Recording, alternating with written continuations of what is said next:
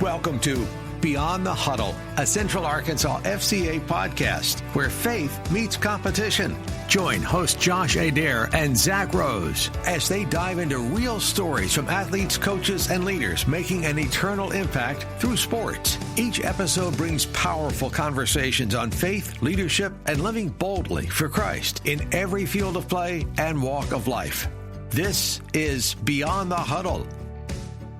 Welcome, everybody, to Beyond the Huddle. Almost forgot the name of the show. Beyond the Huddle, the FCA, the Central Arkansas FCA podcast where faith meets competition. My name is Josh Adair. So glad to be back. Glad to be here with you to talk about FCA and sports and ministry and life and callings from Jesus and today, college ministry. So excited to share that. Got Zach here with me and also our guest, Dayna Huckabee. So, Dayna, welcome.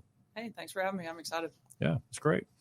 That's good. Anything, Zach, we need to do to get rolling and going? What's the name of this show?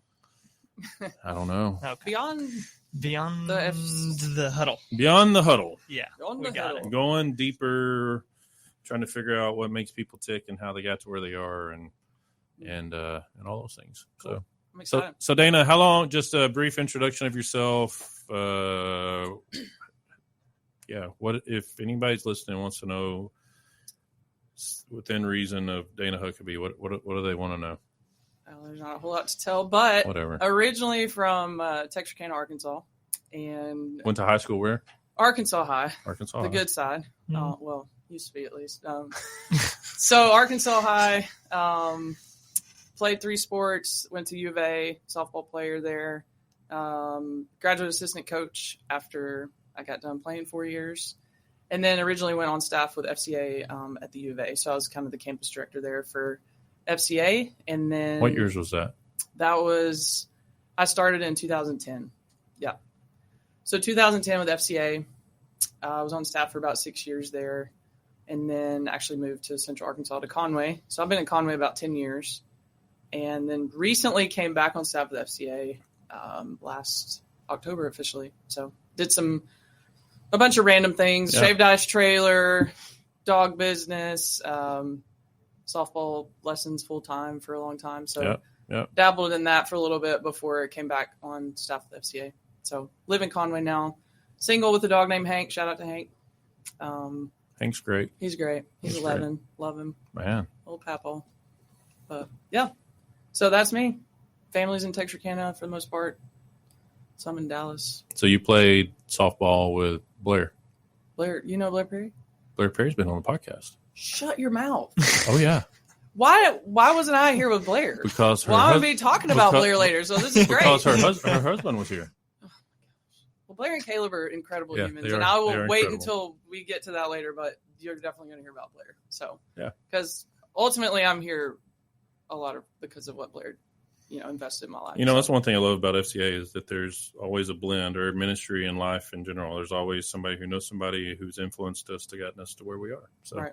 Yeah. Helped us out on our journey. We were teammates for 2 years. Thankfully she got hurt. Sorry, Blair, but she broke her arm my freshman year and I got thrown into shortstop to take her spot. And I didn't know that. It was scary.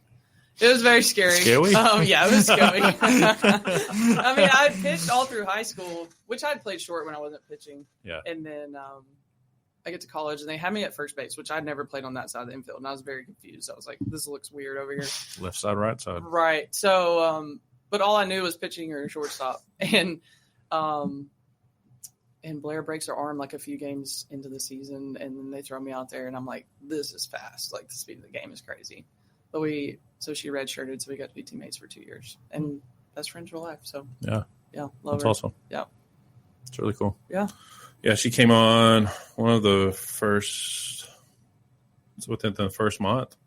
She's great. That we did a podcast. Remember that? Yeah, I do remember that. I was here for that. That was good. Yeah, they had a lot of good wisdom and insight, and she's talked a lot about the mental aspect of the game, and I really love that when we get the chance to talk to former players who played at high levels, of just picking your brain and seeing, okay, what does it take to play at a higher level? Like, what does it take to go play Division I? What does it take to even be a collegiate athlete? Because I think there's a lot of athletes with the misconception that it's just easy. You can get there based on your athletic ability. But I saw when I was in college, I played soccer for a year. I wasn't there to play soccer. I walked onto the team, but I see scholarship athletes come in and they're burnt out within a semester. They're like, what did I get myself into? And there's a whole other level of this becomes a deeper responsibility more than it's just the sport that I showed up to and was good at when I was in high school. Right. Because the higher you get, the fewer spots there are. And outside of just the competition on the field, there's competition off the field of whose spot are you taking, because there are so many roster spots. So talking through that and kind of your journey through athletics from the earlier stages of your life, what did that look like for you? Recruiting process, what was your decision to go to the University of Arkansas, and kind of dive maybe deeper into some of your time there and how impactful that was for you? Yeah. So being from Texarkana, being from Arkansas, like you're a Hog fan. I mean, I was a Razorback in college or in high school.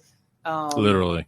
Yeah, I've been a Razorback my whole life. So fun fact, the U of A actually was not originally the Razorbacks. So Arkansas High was Razorback before. First. Yeah. Wow. So anyway, random. No one cares about that. I like random facts. Yeah. So maybe fact check. Can we get a fact check on that? Yeah. Okay. Listen. They're not listening. I didn't know if they were listening or not. So for me, I think ultimately my dream was to always be a Razorback. I don't know that I really ever made sense of it that I could actually do that. I actually thought I was going to be a professional baseball player until I was like 11. I didn't even know softball existed. So I played baseball in 2011, and then I started playing softball. But I just loved all sports. And then when I got to high school, started to see that like basketball was really my true love. But softball was what I was just better at. And that was going to kind of be my ticket to college. And I was kind of trying to decide between Monticello and U of A. But at the time, the U of A, they just weren't good. Yeah. And Monticello was really good. My role model growing up, Heidi Cox, who's the Benton head softball coach, incredible human, love her so much. I just looked up to her a lot because she was from Texarkana, and she went to Monticello, and I was like, well, I just want to go where she goes. But I just remember having a conversation with my high school basketball and volleyball coaches, and they were like, you could go to the U of A and completely change the trajectory of that program. And so when I really sat down and thought about it, I was like, this is my dream school. Like, I'm get to go play in the SEC with the best competition in the world. And so it really was kind of a no-brainer. But as a 17-year-old kid, like, you're trying to figure that out. It can be kind of hard because you're looking at, well, I don't want to play for a team that's not any good. And so I get to the U of A, and, that was my freshman year was in 2004. So things were a lot different then than they are now in terms of even just the recruiting process, the competition level. Like the state of Arkansas itself, the competition level is just so much better than it used to be. And, I was in the higher rankings of the better players in the state when I was playing. And then I get to the U of A, and I'm like, wait. Like the speed of the game was crazy. I'm playing in the SEC and all these things, and I was just overwhelmed. But my experience there overall, like, I don't regret it one bit. I love it. I'm so grateful that I got to play there. The relationships, the experience playing against, legends like Monica Abbott. And, it's just I contributed to her strikeout record. So you're welcome, Monica. But it was just like traveling around and playing the SEC schools. It was just great. Like, I just loved it. I wish. Whoa, hold on. You just breezed past that like just one time? Strikeout? Yeah. No. From Monica? No. I swung at everything that girl was throwing. Oh. Everything. Okay. So up here, down there, she was like about your height. So 6'10". Wow. She's tall. She threw like low to mid 70s and was a lefty. Oh. So by the time she let go of the ball, it's already in the mix. It was from me to you, so a few feet away. Yeah. And I just was like, I'm just going to swing at everything. And I'm bound to. I got one hit off of her in 3 years I played against her, so I was proud of that. Yeah. But claim to fame right there. Yeah. So my experience, right? I don't have many of those, but my experience at Arkansas was great. The people I met, the memories, all the things that, for me, the things that I cherish more are the things that happen off the field. But then I think back to just getting to play in some of these stadiums and to say that I played for Arkansas. I mean, there's a level of like pride in that because you're just grateful because not many people get to do that. And I just remember it was just so special. We'd have kids line up after the game for 30, 45 minutes to an hour wanting autographs. I'm like, did y'all just see that game? Like, we just got rolled. Like, they don't care. They're like, you're a shortstop. You're my favorite player. And I'm like, okay, sweet. And it just puts things in perspective. And so, that's fun. I mean, I had some fun moments on the field, but I think the things that I remember the most from my experience were the little things like that. Mm. So, yeah. So your journey from you're seeing athletics yourself as an athlete and then transitioning to FCA staff at the U of A, what did that process look like for you? How was the Lord kind of preparing your heart for ministry, and what did that call look like in your life? Yeah, so it was probably my sophomore year that the Lord really got a hold of me, and Blair, who was a teammate of mine. I remember my freshman year was just rough. Like, I wasn't playing well. I wanted to quit. Like, I just, hanging out with the wrong crowd, doing all these things and just never really finding my footing. And I just remember looking at her because we were in the same situation, the same team dynamic, the same struggles with just not feeling like we're being encouraged and poured into from the coaching staff down. And it was just hard. It was very, very hard. The coaches that recruited me, I did not play for my freshman year. They left. They resigned. And so I'm playing for a new staff. They don't know me. They're trying to establish themselves, that whole thing. So my freshman year was rocky. But I remember looking at Blair and just seeing something different about her. Like, we're going through the same hard things, the same difficult coaches, who it was just really cool to see the Lord redeem all of that later with the coaches and stuff, which I can talk about that later. But seeing the joy that she had, there was just something different about her. And I'd just never seen that before. I'd never, like, I would say, like, I knew about Jesus and all of those things, but to see it lived out, I think that's the first time that I've actually seen that. And to do it in a place that was just, you're just constantly getting hit with things over and over and over. And so my sophomore year really just committed to Christ. I was like, I don't know what this looks like, but I want to follow you. And I was so blessed to have someone like Blair to get to look at and to watch and to see that modeled for me. And there was also a woman named Linda Molman. She's in Fayetteville, still doing her thing, discipling women, coaches, athletes, sorority girls, all the things. She was in sports ministry like us with a different organization, but she would just show up to practice. And I'm like, what's she doing here? Like, she would go on runs with us. She would just be there. But her and Blair both they changed my life because of discipleship. Mm-hmm. They invested in my life. And so from my sophomore year on, it was this constant investment that they made in me every season of my life, where they walked alongside me. They met me early on in my faith, showed me how to really, like, what that looks like to dig into the word, to pray, all of those things, and just doing life with me. And discipleship changed my life through those two relationships. And so for me, it was something that I just couldn't get enough of. I was like, I want to continue to be around these people because they love Jesus, and I want to know the Jesus that they love, and I want to love Jesus like they love him. And so they just inspired me, and my life was changed through those relationships. So kind of fast forward to my senior year, I ended up going to be a GA because I didn't really know what I wanted to do. But I just remember a conversation I had with Linda, and I think it was my senior year, and I was like, I love your job. Like, you just get to hang out with coaches and athletes and talk about Jesus. She was like, yeah, it's pretty cool. And I think in that moment, the Lord he had already obviously been working in my heart, but I've always just had a heart for people, a heart for relationships. And I think the Lord was just preparing me for obviously what he had, the call in my life to be in full-time ministry. And so fast forward to FCA is now present in Fayetteville.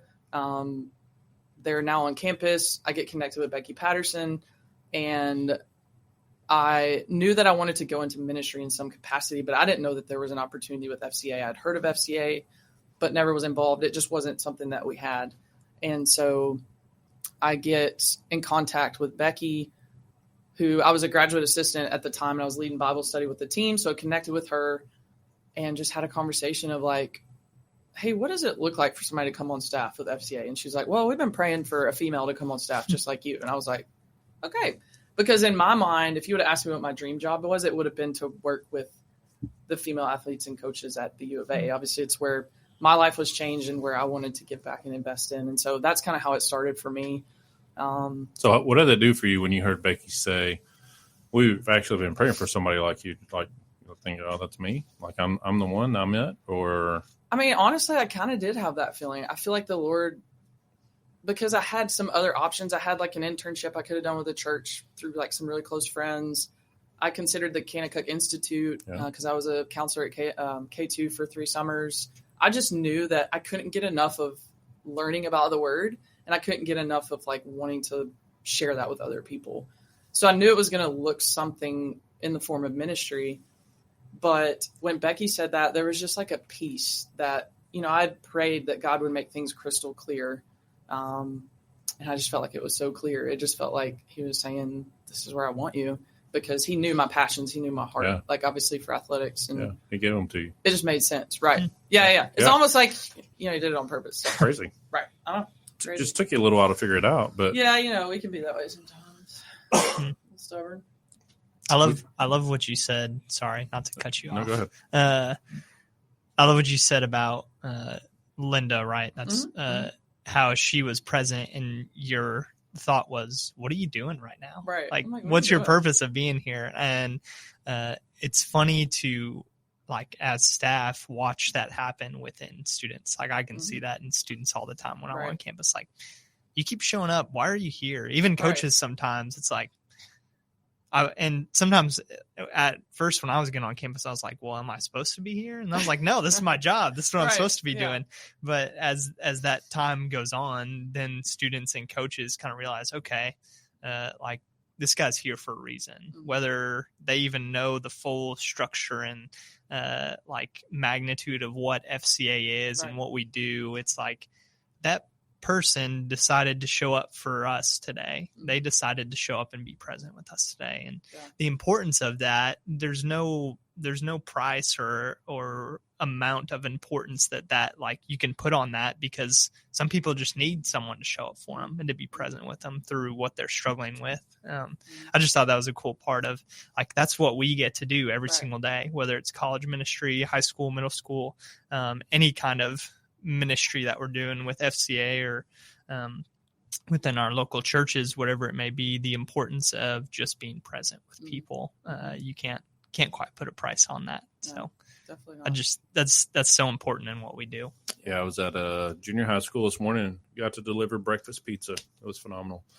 If you've never had breakfast pizza, Casey's, you're not paying me for this, but check out Casey's gas station breakfast pizza. It's phenomenal. But Casey's, if you do want to be a sponsor, please reach out. Absolutely. No. We're not saying no. I'm just saying it hasn't happened yet. I'm an Illinois boy, Casey's. That's all we have. That's all we have in Illinois is Casey's. So hit us up. We're going to have to pray about that and see what we can make happen for that. Right. I'm dead serious. Yeah, let's go. Fields of Faith, whenever we did Fields of Faith, we fed the band Casey's Pizza. It's so good. Anyway, got to go and got to love on coaches and just walk up. I was taking the pizza boxes out, trash to the dumpster, and there's 2 track coaches outside for junior high track, cross country. They're getting ready to do a 1K, and I'm like, I don't even know how far that is. What's a 1K? Doesn't sound very far. But I don't not know. saying I could do it, but like. Well, in Cabot today, this is Halloween when we're recording, but this will come out November 10th. So a couple of weeks previously from when you're hearing this, they did an inspiration run where they run from every Cabot campus. There's a group of people that's running to every campus. So we're talking about doing the inspiration run for 1K between the two schools. It was 1 kilometer. No disrespect for anyone who's running a 1K. It just caught me off guard. I don't know how far that is. I'm trying to do the math and figure that out. Well, I mean, 5K is like it's 1,000 meters. So is that 2 laps, 2.25, 2.5? I'm fact checking right now. Yeah, fact check. Sure. We got to figure out. We got to figure out what Arkansas is not is fact checking Silas today. is not fact checking. It's okay. So anyway, taking the boxes out and they're telling me all the things they're doing, but it's just part of conversation. Just comes up. We were just talking life, and one of the coach's sons was playing soccer, and my daughter's team beat his out. So we're talking about soccer and schedule and family and life. Another one beside me is like, yeah, and I'm about to have another skin cancer cut off and doing genetic testing and all these things, and that stuff just wouldn't happen. They were just so happy to see Zach, like you were saying. Like, thanks so much for being here.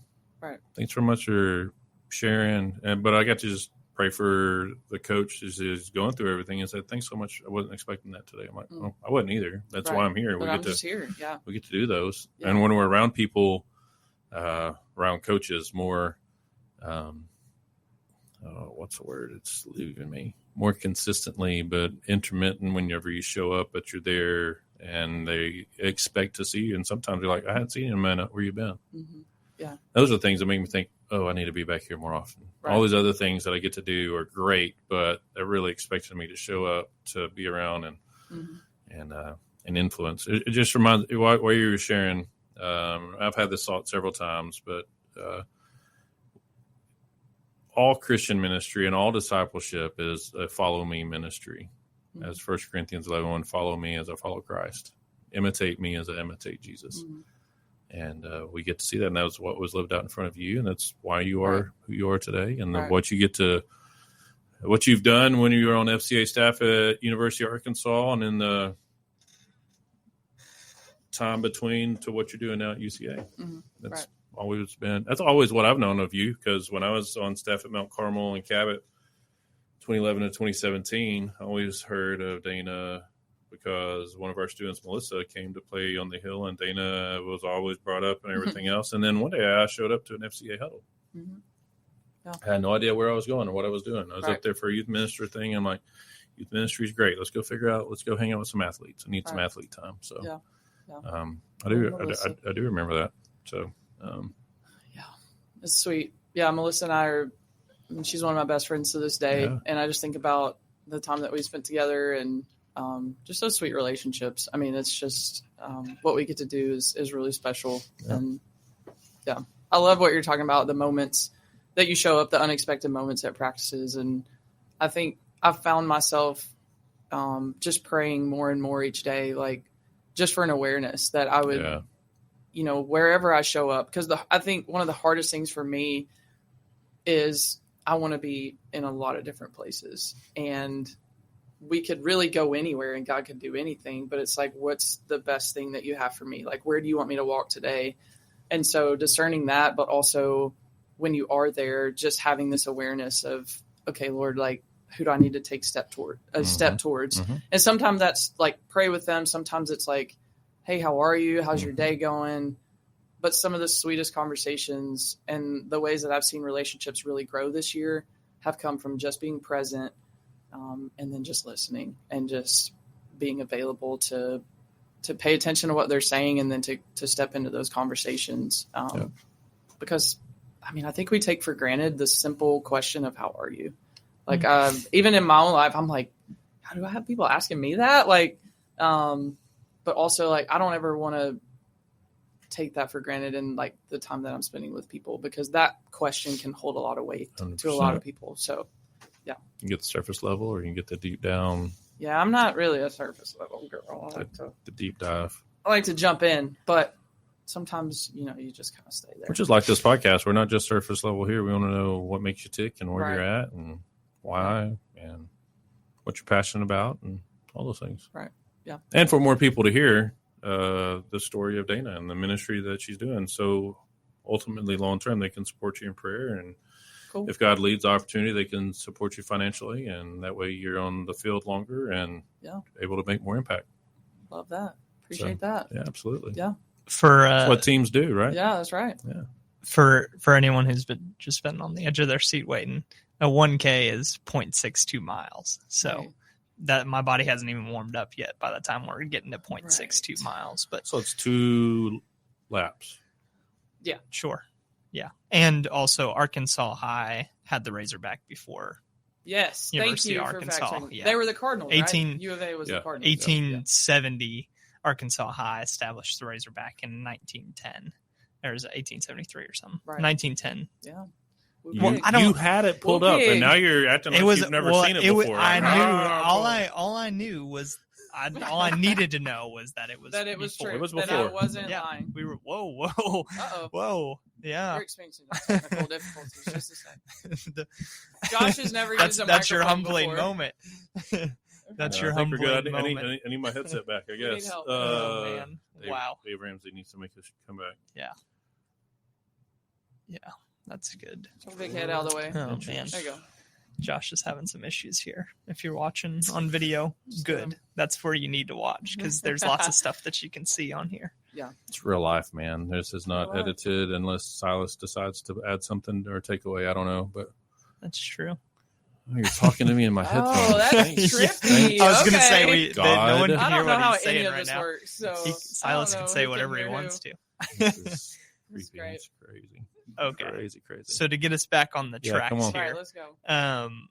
talking about ministry and remind me how long you've been out in Conway now for FCA, for FCA ministry. officially like last October. Okay. So about a year. Yeah. So, share maybe a little overview of the different areas that you've been able to serve and get established in. And then we'd love to hear a story or two of some impact that you've seen, whether it was your time in Conway or previously at University of Arkansas. Yeah. I know that just what I've seen on social media and heard from you that there's some really cool, and even some of the girls you brought to FCA camp, like there's been some really, really cool discipleship opportunities. So I'll definitely be sharing about them.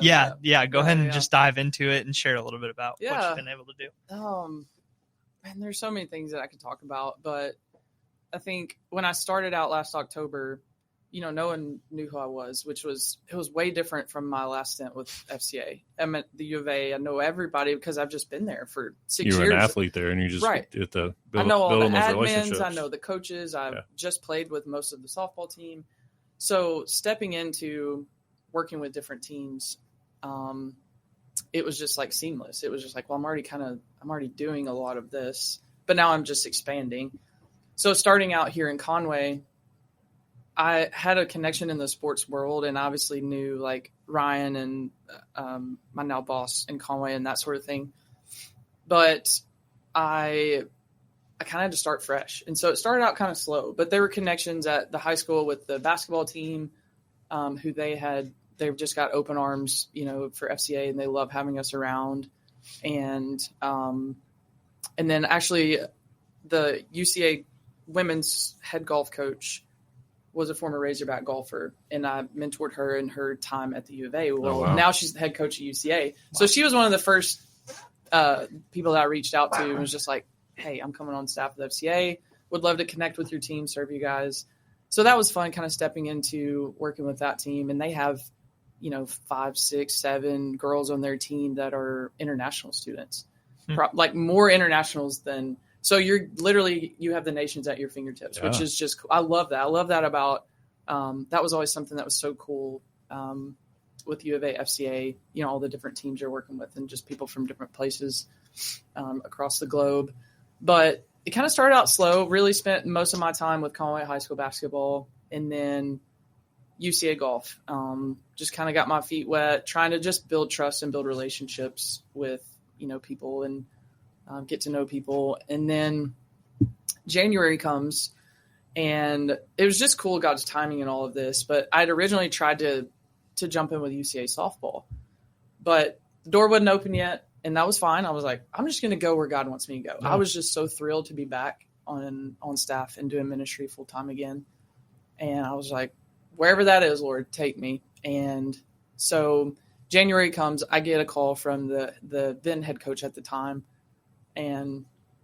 Or she called Ryan and then she's like, hey, can your girl come out to practice today? And he's like, well, let me check. And it's like 1:00 or something at this point. And like, I couldn't come because she wanted me there at like 3. So I was like, how about I come tomorrow? So I go introduce myself. it was just cool because they had all reached out to their coach back in December, like kind of their exit meetings for the semester. And we're talking about, there was just a large number of them that wanted to grow in their faith, but they didn't have anybody to lead them. Wow. Well, I'm over here bebopping around Conway. Like, obviously I'm a former softball player, so I love the sport, but I'm just kind of doing my thing and just doing whatever's in front of me. And God was stirring something here, but also like being able to reconnect me with a sport that, I love and that I'm passionate about. And so they already had a Bible study going. They just need somebody to lead it. And I knew one of the girls on the team because she was from Greenbrier, a local kid. And so jumped in and started leading that Bible study. And it was great. Like, spent a lot of time with the team and really have invested mostly in those three teams, the golf, the basketball, and softball. And each looks different. With the high school, it's more of like now that I'm next month turning a significant number in age, the big 40. I'm having a little bit of an emotional. Actually, it's gonna be great. It's gonna be great. So I'm turning 40 next month. But there we go. When I was previously in ministry, I was in my late 20s, and so I just didn't really think coaches really wanted to hear what I had to say, and that was more so something that I had put on myself. But so now I'm fast forwarding with the high school team. Obviously I love connecting with high school students, but just seeing the relationships that I can have with the coaches has been really special. And so that's kind of more of where I feel like the Lord is opening doors for me there. And then with the softball team, leading the Bible study, taking a couple of those girls to camp. And, I told them, I was like, camp is my favorite week of the year. Arkansas FCA camp, for those who are curious. Camp. Yeah. Right. Spring Lake. Let's go. June. Best AD in the biz right here. Josh. Panda Josh. Can we get it? Nope. Paying attention. Okay. Cool. Anytime I call on him, he's not looking at me. So me or Silas? Silas. Panda Josh. There you go. Best AD in the biz right there. AD means what? Athletic director. FCA camp. At camp, and that means what? What? And that means what at camp? He's in charge of the competition.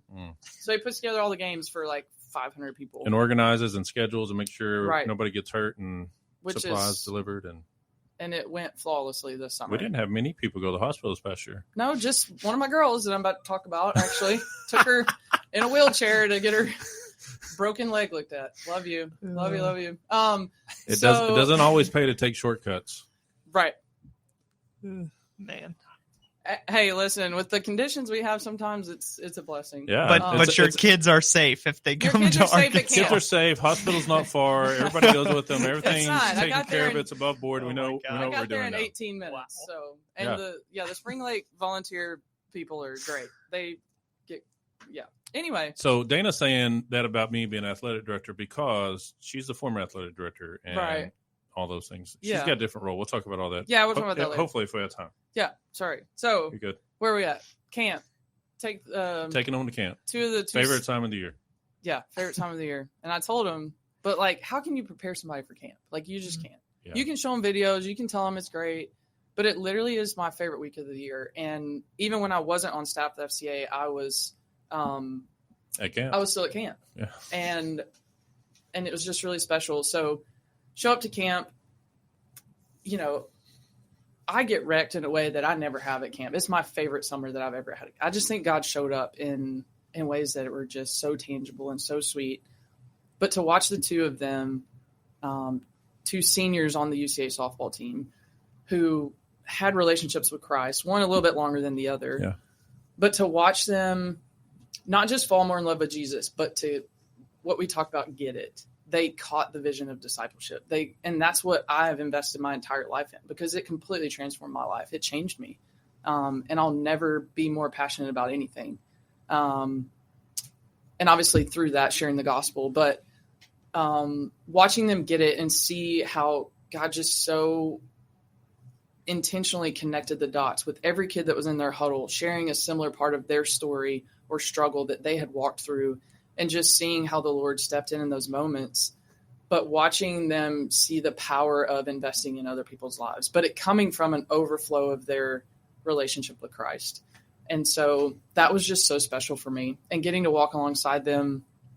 And there are other sweet relationships that I get to just invest in, that the Lord, I'm just so humbled that God allows me to walk alongside these coaches and athletes. But those two have been really special to me. They hold a special place in my heart, and just watching them grow and be passionate about loving their kids from camp and, driving an hour on a day off to go to Hot Springs to watch them dance for 4 minutes in a football game. But they're just pouring their lives into other people. And that's what it's all about, this multiplication. And I could keep rambling because I got a lot more to say about that, but I'll pause for a second. Why? Okay, I'm going to keep going. So I've been reading Matthew, right? We've all read the Gospels. Hopefully, if you haven't, you should pick them up. There's 4 of them. There's 4, Matthew, Mark, Luke, and John. And, the life of Jesus is it's awesome. And I just think about. He did a lot in 3 years. He did. He did a lot in 3 years. Yeah. But everything he did was so intentional. Yeah. And it was so purposeful. And in all of the things he did with the masses and the crowds and the getting off by himself, like, he spent the majority of his time with his people, his 12. And I want my life to be the same. He spent the time with the Father, but he also was investing in the 12. And just watching that, like, the Gospel of Matthew is just coming to life more and more for me as I read it. And just thinking about, what was he thinking here when they're saying that, like, just asking myself questions that, like, the Bible doesn't, like, necessarily say, but it's just kind of fun to think about. Yeah. I was listening to Dallas Jenkins' podcast. He was talking about The Chosen and just how he asked himself those questions, like, when he was making the show. They're just like, I wonder what this person was thinking during this moment. And it's just cool. I just feel like the Gospels really come to life. But all of that to say that. So it's those little things where you actually love the Lord your God with all your heart, soul, and your mind. Mm-hmm. Wondering what was going on there. Mm-hmm. But I feel like what you're saying, a lot of times we just read it, take it for what it is, and we don't explore further, mm-hmm. which could open your eyes to more things of the story, and more, and the Holy Spirit impart more things to you that you need to change or do, or right. and all those things. Yeah. I just love how, like, sometimes, or at least for me, I don't know if this is y'all, but I can make things so complicated. Oh yeah. And I can just try to do so much. And what I love about Jesus is that he was never in a hurry. And he was always going at his own pace. Whatever pace that was, he was going at his pace. And people were just drawn to that. And sometimes he would need to speak to the masses so he could get their attention. So then he could actually tell them what he really wanted them to know. I just think, I just want to model my life after Jesus. And if he's spending the majority of his time investing in those few, then that's what I want to do. And that's what I want to teach other people too. And I just think it's so sweet. It's so simple, just loving people and pointing them to Christ. If my life can point someone to Jesus, then I would say it's a win for me. So yeah. So piggyback on that, I'll let you refine this a little bit further. Mm-hmm. You say you want your life to embody Jesus, and that's what people see in your life, leading people to Jesus. So what's the dream and the vision and the passion for your ministry in Conway? Right. What's a God-sized dream that you're going to put out here that people may want to come alongside of, or maybe not even thought about it? But I think you have, though. Yeah. What's the dream? What's the vision? Why has God brought you back for this reiteration of FCA ministry to be lived out in Conway? Yeah, I think, I think a big dream would be to see, for lack of a better term, like a spiritual leader on each team on campus. But not just someone that's on fire for Christ, but someone that's leading their team. Yeah. Someone that's investing in their team and discipling their teammates, or coach it. Really, ideally, I would want it to start from the top, from the coaches down, and seeing that vision, which I think God is on the move at UCA, and he's doing big things, and that's already, but even in the high schools as well. And there's a few more of our staff that work more closely with the high school teams. But to see not just this first level of leadership, but it go deeper and deeper, and you start to see teammates discipling teammates, and then those teammates getting into the high schools and them going out and investing in kids, and just to see layers of investment. But But I think, it has to start with that first leader. And so I think that's kind of been my prayers, like who is God pushing me towards, not to neglect at all the lost and those that don't know Christ. Right. But ultimately I'm one person, and I have people in front of me that God is coaches and athletes that don't know Jesus, that I'm trying to love and point to Christ and share the gospel with them and those types of things. But most of my time I'm spending investing in those leaders, and because multiplication is better than addition. And so if I can invest in leaders, and leaders can reach the lost on their team a lot more effectively than I can. If there's 30 people and 25 of them are lost, but you've got 5 leaders, then, divide and conquer. So when you say leader, you're talking about define leader. Yeah, I think for me, kind of going back to what I said earlier, someone that gets it, someone that is obviously they're pursuing Christ, and they're living from an overflow of their relationship with him, but they're seeing the importance of I'm not just consuming this and trying to grow and be more Christ-like. I'm consuming more of Christ because I want other people to know Christ. And then I want them to see the importance of other people knowing Christ. So I would say someone that is living and loving others from an overflow of their own relationship with the Lord. So would you say that spiritual leaders are born or made? So is that like a chicken or the egg question? Obviously, well, in the world, we hear leaders are born or made, but we imply spiritual leaders.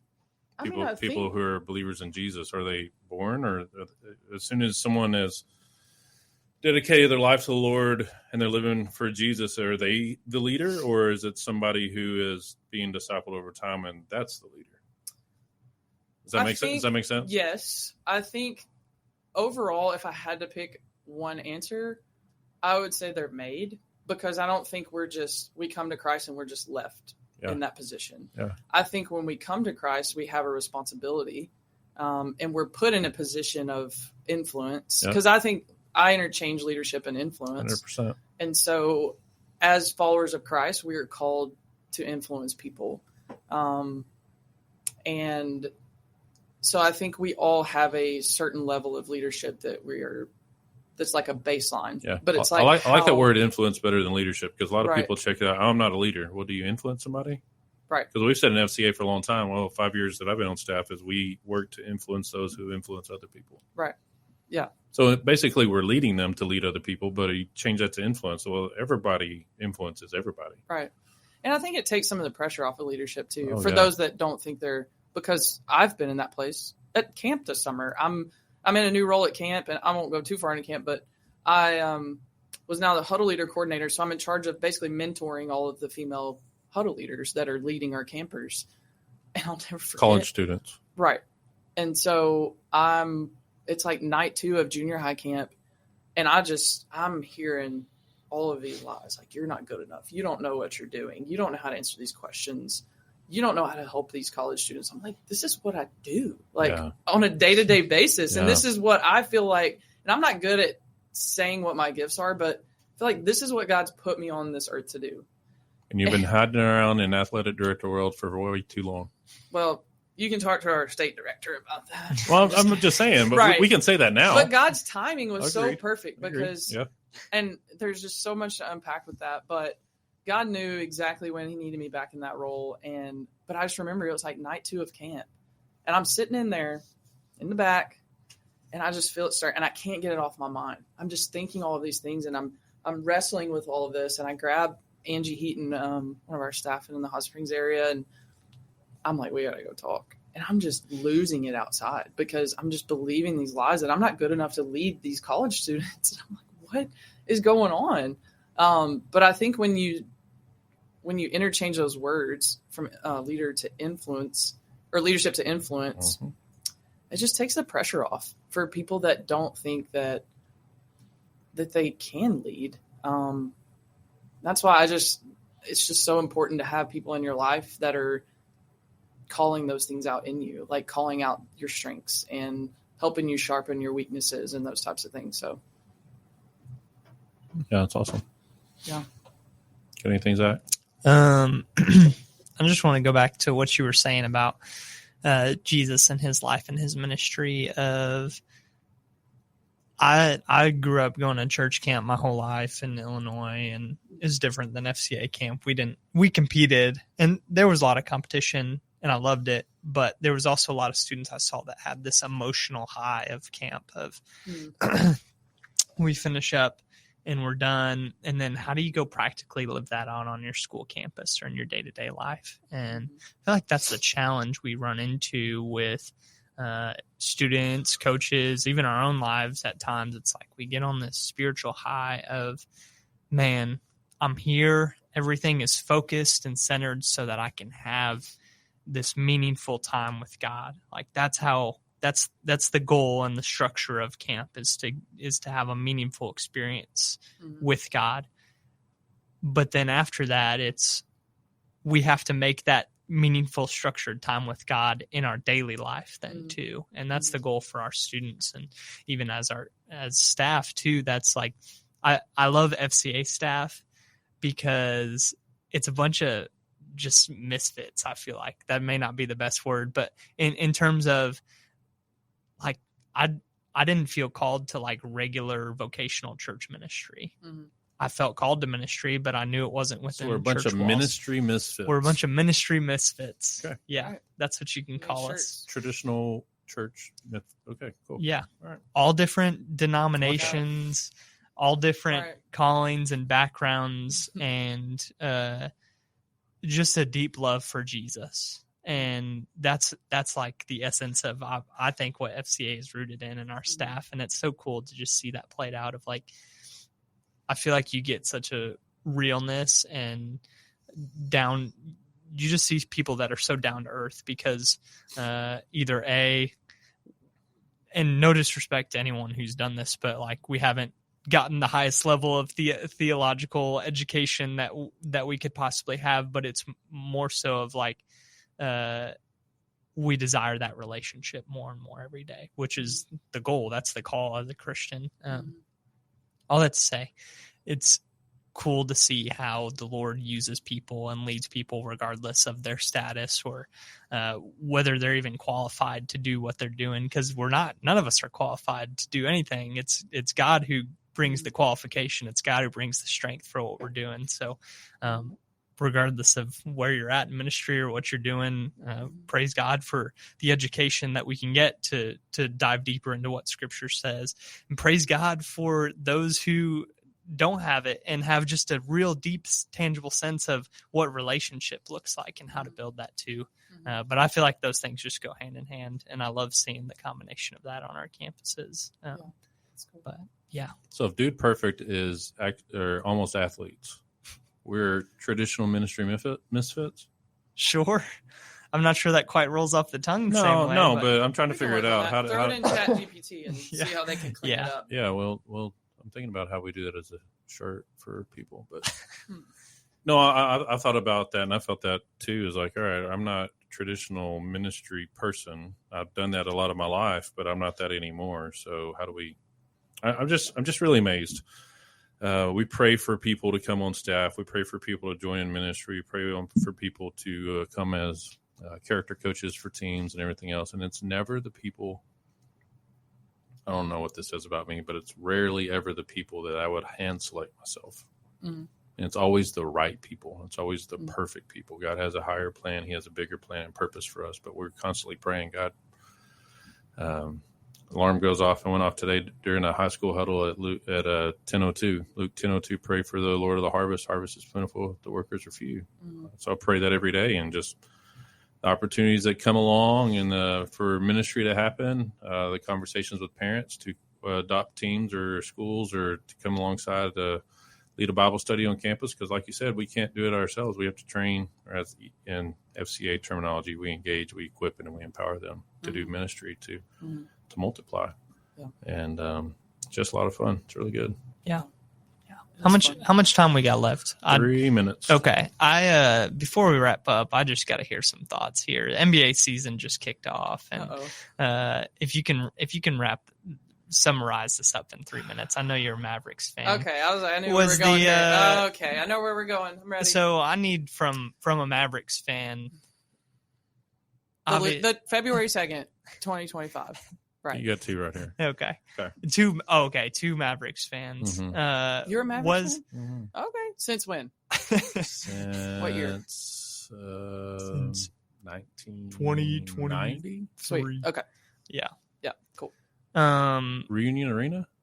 I mean, 98 for me. Okay. But yeah, you're just a little older than me, not too much. So what are my Chicago Bulls are 4-0 to start the season. Totally unexpected. It won't last for long, but I'm enjoying it while it happens. The Dallas Mavericks made a huge trade to release their once in a generational talent, but now using the terminology of today's teens, they sold. They sold. Right. That's good. That's so good, man. So did that with the. And I don't really believe in luck, but I'm going to use it for lack of a better term. Luck of the draw of the NBA lottery. Mm-hmm. Did that work out good for the team, do you think? Well, are they better now without Luka? No. In the long run, no. But right now, it doesn't seem as if they are. I will say that I'm that fan that believes in us every year. It's a fault of mine. Yeah. But I will say I like the direction we're going, and I like what I've seen from Cooper Flag. Is he Luka caliber? No. Could he be? I don't know. He's got some Dirk tendencies, which makes me excited. Not opposed by that at all. Dirk is my favorite player of all time. Yep. He's who made me fall in love with the Mavericks. Yep. So I see some Dirk in Cooper Flag, not comparing them at all. But also start building the statue. I think Cooper, and love you, Dirk. You're not going to listen to this podcast, but I love you. If you do hear this someday, Cooper's just a little more athletic than you. So I think we're going to be fine, especially when we get Kyrie back. Yeah. And I like the pieces that we have. So I feel good about this year. Sure. But they got to deal with that. I miss Luka, and watching him in yellow makes me want to throw up. If I'm being honest. Yeah. I don't watch him in yellow. It is. Well, I don't watch him either, disgusting. But I see the highlights and the constant things on my Facebook. Luka, 40 points, 41 points. I mean, he's a scorer. He's great, but he also has a mouth and doesn't know how to shut up. He does, and I yelled at him a lot through my TV. But I will always love Luka. But to have a player on your team now that when you sing the national anthem, the entire stadium yells flag. Right. I mean, that's pretty electric. That's just different. That's pretty awesome. It's really different. Yeah. That's so good. All right, we got to close this out. We could go on for a long time like we do with all of our hosts, and we'll have Dayna back, and hopefully we have Dayna back with some of her people she's been discipling on the softball team, come back, share their stories and what's actually happening in the dugout, in the locker room, on the field, all those type things, just to hear their stories as well. So with that said, Dayna, thanks so much for coming. Zach, thanks for being here, and that's the end of our Beyond the Huddle podcast today, where faith meets competition. Y'all have a great week. See you next week.